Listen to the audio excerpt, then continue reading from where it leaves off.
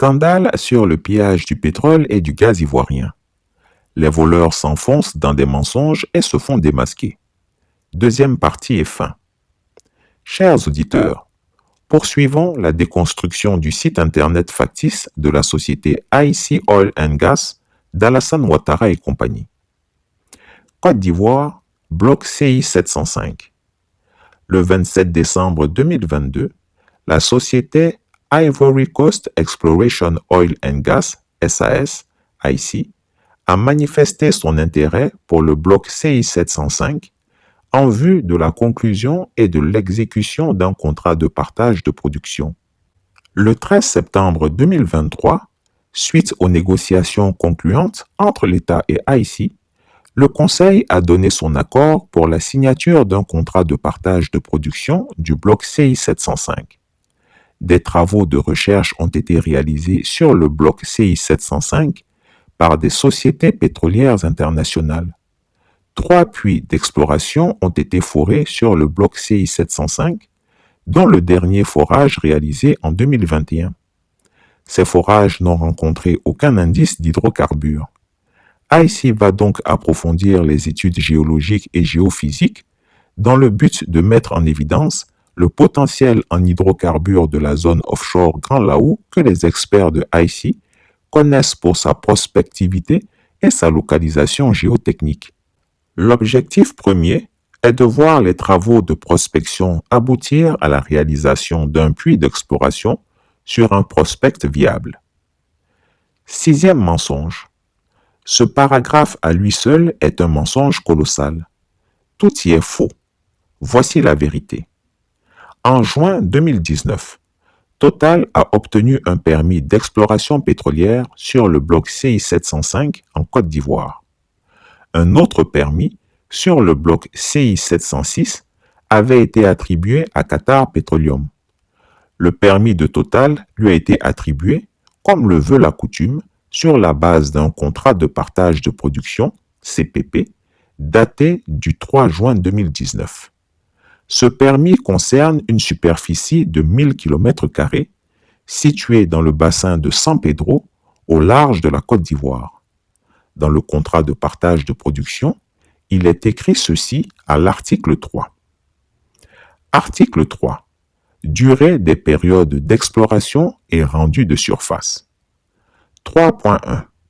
L'autorisation exclusive d'exploration est accordée par les présentes aux contracteurs pour une période d'exploration de 3 années contractuelles et ce, pour la totalité de la région délimitée, prolongée le cas échéant conformément aux dispositions de l'article 3.4. 3.2.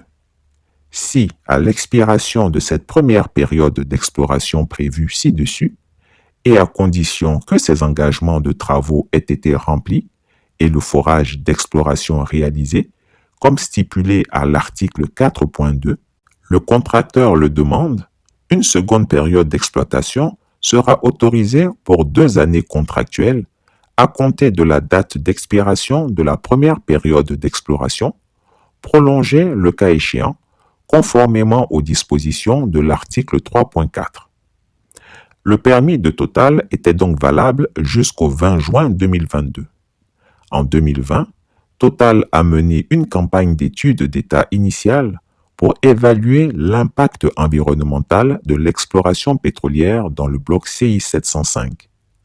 Cette campagne a été menée par le groupe Kéran, un bureau d'études français spécialisé dans l'environnement marin. En 2021, Total a foré le puits d'exploration Barracuda 1X sur le bloc CI 705. Ce puits, situé à une profondeur d'environ 2000 mètres, a permis de découvrir du pétrole léger.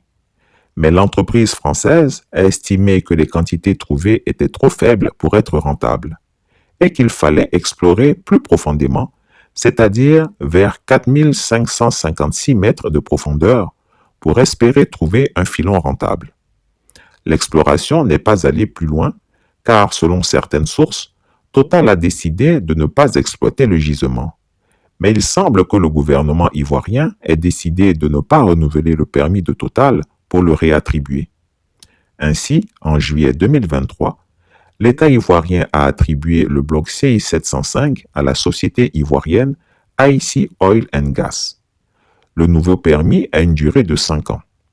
Soutenir donc que ces forages n'ont rencontré aucun indice d'hydrocarbures est un gros mensonge.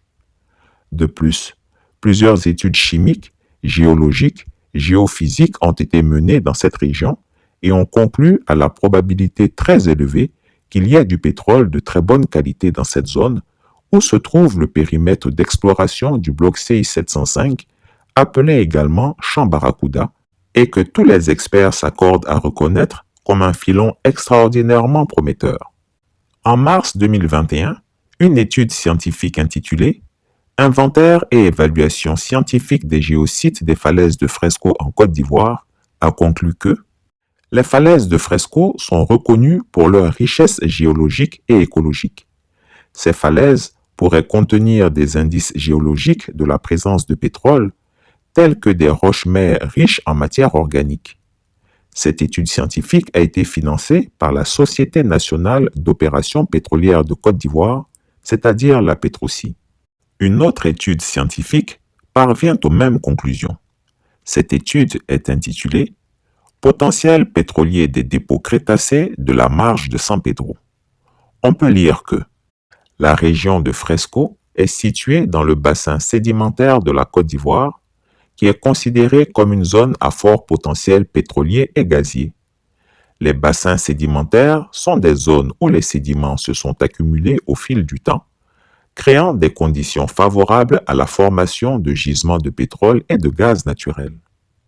La même étude va plus loin et indique une étude des caractères géochimiques des roches-mères de la marge de San Pedro a été réalisée pour évaluer leur potentiel pétrolier.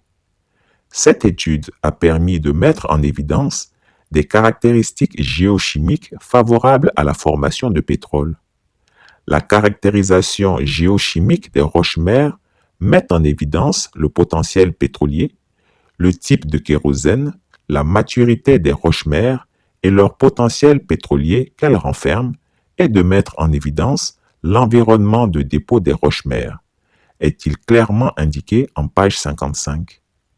Dans une troisième étude, nommée Caractérisation hydrochimique des aquifères fissurés de la région de San Pedro, sud-ouest de la Côte d'Ivoire, on apprend que San Pedro et Fresco sont situés sur le même bassin sédimentaire et ce bassin, comme le dit cette étude scientifique, est situé sur un substratum constitué de roches cristallines et métamorphiques fracturées. Ces roches peuvent contenir des failles et des fractures qui ont permis la migration du pétrole vers des réservoirs plus profonds. En somme, toutes ces études suggèrent fortement que la région de Fresco, qui, avec San Pedro, sont deux pôles importants du bassin sédimentaire ivoirien, pourrait receler des gisements de pétrole et de gaz naturel. Le bassin sédimentaire ivoirien, plus connu sous le nom de bassin sédimentaire côtier ivoirien, se présente comme un croissant écrasé, bordant le rivage atlantique depuis Sassandra jusqu'à la frontière du Ghana et s'étend sur une superficie d'environ 3200 km².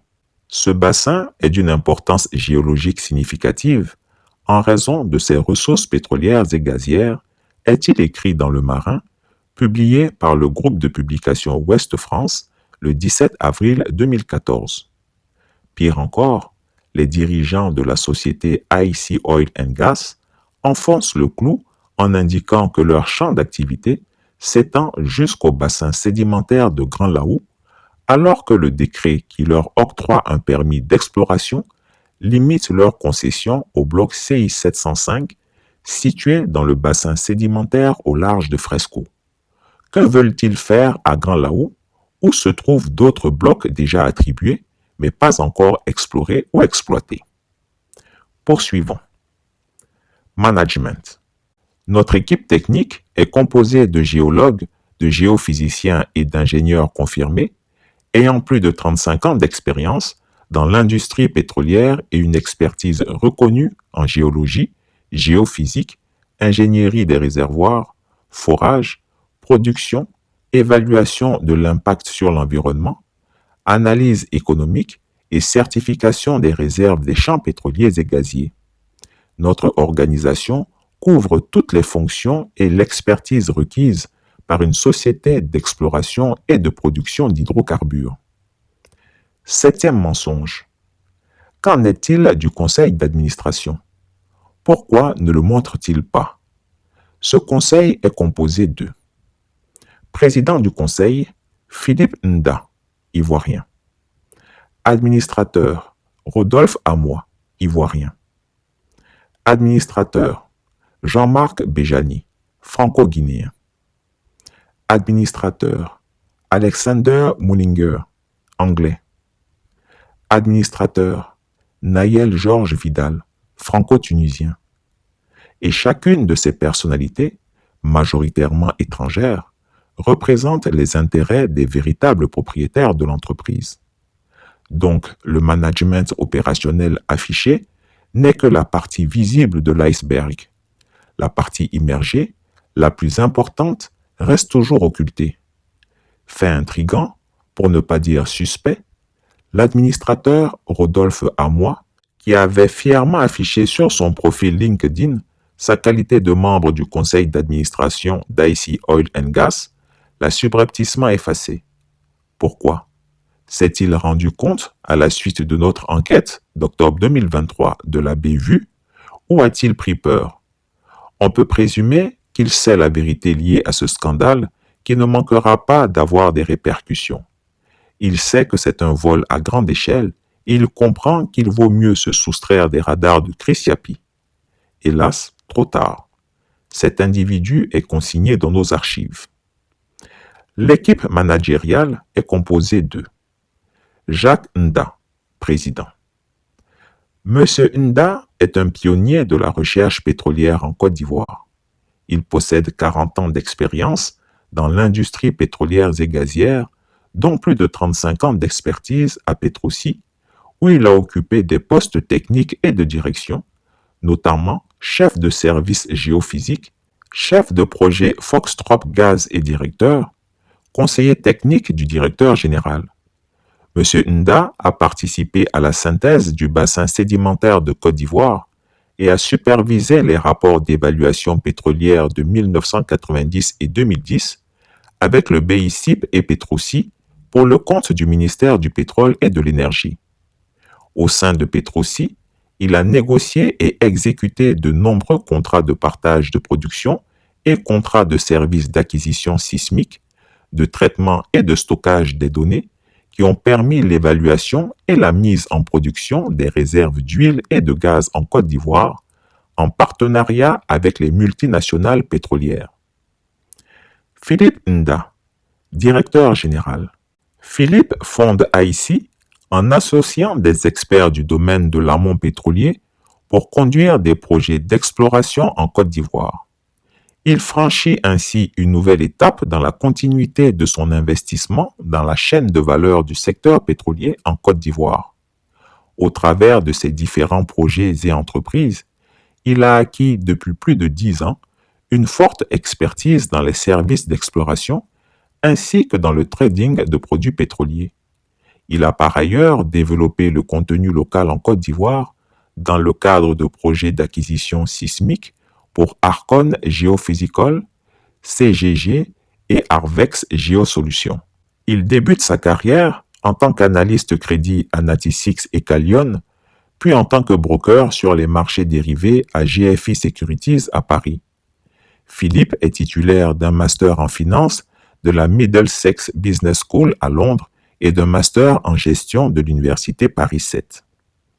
Parmi les nombreuses incongruités, nous découvrons via le site internet de cette société écran que pour une entreprise qui n'est a priori pas une entreprise familiale, le père et le fils occupent les fonctions exécutives de président et de directeur général. Il est important de noter que la nomination d'un père et d'un fils à ces postes peut être source de conflits d'intérêts. Voici quelques exemples de conflits d'intérêts potentiels qui peuvent survenir dans cette situation. Le père peut favoriser son fils dans la prise de décision. Le fils peut utiliser son influence pour obtenir un avantage personnel. Les deux personnes peuvent exploiter leur position pour s'enrichir. Dans le cas d'une entreprise familiale, il est essentiel de prendre des mesures rigoureuses, notamment l'approbation de la nomination du père et du fils par l'Assemblée générale des actionnaires ou des associés, la signature par le père et le fils d'une déclaration d'absence de conflit d'intérêts, la définition claire et la séparation des fonctions du président et du directeur général, la mise en place d'un système de contrôle interne efficace pour détecter et prévenir les conflits d'intérêts. C'est pourquoi toutes les entreprises sérieuses évitent systématiquement ce genre de situation au sein de leur conseil d'administration. Poursuivons. Théodore Kofi, directeur exploration. Théodore a acquis plus de 25 ans d'expérience dans l'industrie pétrolière et gazière. Il a été directeur général du Centre d'analyse et de recherche à Petrosi. Théodore a été, en tant que chef du département de géologie, géologue principal des études de la majorité des champs du bassin ivoirien, incluant Espoir, Foxtrot, Lion-Panthère et plus récemment le prospect Marlin qui a abouti à la découverte du gisement du Marlin 1X et 2X. Faustin Alangba, directeur de l'ingénierie et de la production. Faustin a été directeur de l'ingénierie et de la production à Petrosi, dont la mission principale était de coordonner toutes les activités liées à l'ingénierie et à la production pétrolière amont, incluant l'ingénierie du forage, l'ingénierie du réservoir et de production. Faustin a été conseiller technique du directeur général de Petrosi et directeur de l'usine de production de gaz naturel Lyon GPL, qui permet d'approvisionner le marché domestique en gaz butane. Dr Ndaluku Victor, directeur de recherche, biostratigraphe. Victor a plus de 30 ans d'expérience à Petrosi. Il a occupé le poste de responsable du département de biostratigraphie et des services de laboratoire du Centre d'analyse et de recherche. En tant qu'expert en biostratigraphie, sédimentologie et géochimie, il a participé à la rédaction du rapport d'évaluation pétrolière 2010 pour le compte du ministère du Pétrole et de l'Énergie de Côte d'Ivoire. En tant que membre de la Commission nationale des frontières maritimes, il a contribué à de nombreux ateliers et congrès internationaux. Huitième mensonge. Ici, il ne s'agit pas d'un mensonge en tant que tel, mais d'un conflit caractérisé, une sorte de délit d'initié, bien que ne s'agissant pas d'un marché boursier. Comme vous l'aurez constaté, toute l'équipe de direction, à l'exception notable du directeur général, est constituée de transfuges de la Société nationale Petrosi. Ils ont tous eu accès à des informations privilégiées de Petrosi qui a mené les études de prospection du bloc CI 705. Je vous explique les implications de cette affaire. Ces gens sont ceux qui ont travaillé à Petrosi pour chercher tous les endroits en Côte d'Ivoire où l'on peut trouver du pétrole et du gaz. L'objectif visé par les gouvernements de l'époque était de mettre la Société nationale en pole position lorsque viendrait le moment de faire de l'exploration pétrolière ou de la cession de permis d'exploration pétrolière. Donc ces gens savent avec précision là où Petrosi a localisé avec certitude du pétrole en abondance. Ils économisent ainsi les milliards de francs CFA nécessaires aux études géologiques, chimiques, géophysiques, sismiques, etc. Parce que tout cela a déjà été facturé à Petrosi. C'est comme si un chercheur d'or met des années à chercher des endroits où il peut trouver de l'or. Et après plusieurs années de travail, il localise enfin un filon prometteur et vous arrivez par derrière avec un titre foncier qui vous donne la propriété de l'endroit où le pauvre orpailleur a découvert le filon de sa vie. Ce n'est rien d'autre que du brigandage. Ce sont des crapules qui sont en train de dépecer la Côte d'Ivoire au profit des Ouattara et de leurs complices qui ont élaboré ce site internet pour tenter de me faire passer pour un menteur. Mais le mensonge ne se cache pas. Ils viennent de se dévoiler et je continuerai à les traquer dans tous leurs repères. Que personne ne soit surpris que les jours prochains, La société IC nous invente un nouveau conseil d'administration modifié, bien évidemment, faisant apparaître de nouveaux membres en majorité des Ivoiriens, pour confirmer l'assertion selon laquelle cette entreprise écran est majoritairement détenue par des Ivoiriens. Ceci serait révélateur de ce que leurs mensonges apparus au grand jour sont la preuve que cette société étrange appartient à Dominique Ouattara et à son époux. Il faut aussi s'interroger sur le sérieux d'une telle entreprise qu'il falsifie ses données suite au scandale dévoilé par Chris Yapi en octobre 2023. Poursuivons. Responsabilité sociale. Code de conduite éthique. IC s'engage à mener ses activités avec intégrité et honnêteté. Nous exigeons de nos employés, de nos sous-traitants, de nos fournisseurs et de nos consultants qu'ils respectent les normes élevées en matière d'éthique des affaires et qu'ils mettent en place des procédures adéquates pour prévenir la corruption. Il s'agit notamment des fonctionnaires, des investisseurs et de nos partenaires commerciaux partout dans le monde. 9e mensonge. Il n'y a pas plus grande tromperie et arnaque que de faire référence à ce code de conduite éthique quand on sait que IC est justement le prototype de la corruption incarnée, un ramassis de bras cassés et de corrompus. D'abord, IC Oil and Gas est un montage frauduleux type de l'entreprise écran qui, comme nous l'avons démontré, appartient à Alassane Ouattara et à son épouse Dominique Ouattara. Cette entreprise porte donc dans ses gènes le faux. Mieux, elle détrousse la Petroci pour faire main basse sur la manne pétrolière ivoirienne. Cela s'appelle du vol. Ensuite, IC viole son propre code d'éthique, comme nous avons pu l'établir par le délit d'initié avec les ex-employés de la Petroci, mais aussi cette société est entachée de mauvaise gouvernance, de népotisme, d'autant plus que le père Jacques Nda, président, et son fils Philippe Nda, DG, travaillent pour la même entreprise.